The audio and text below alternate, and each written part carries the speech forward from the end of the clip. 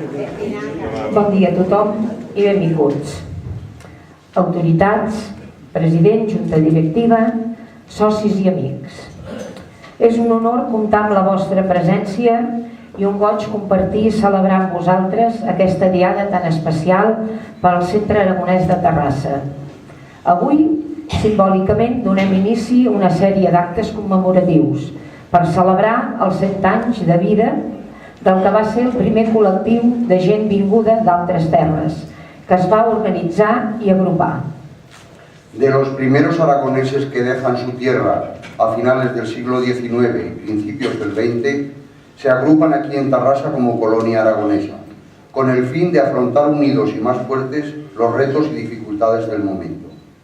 Y así, con los años, su experiencia servirá de apoyo e integración a los que se van estableciendo de nuevo, en una época en la que los derechos sociales estaban en estado embrionario.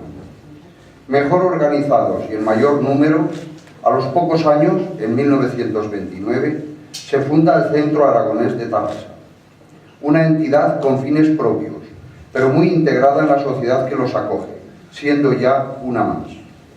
Su personalidad se desdobla y además de su Montepío se crea la sección oficial, con diversos objetivos que servirán de modelo para sucesivas etapas. La historia del Centro Aragonés y sus gentes va en paralelo a las vicisitudes y circunstancias de su ciudad y época. Una historia de trabajo, esperanza y esplendor, con altibajos o luces y sombras, pero también de episodios amargos.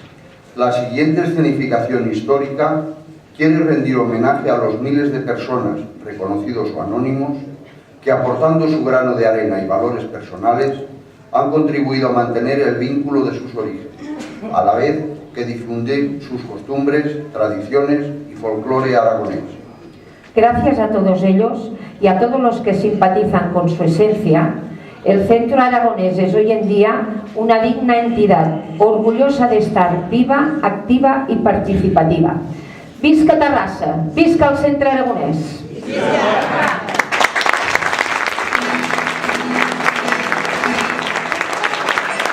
Esta es su historia.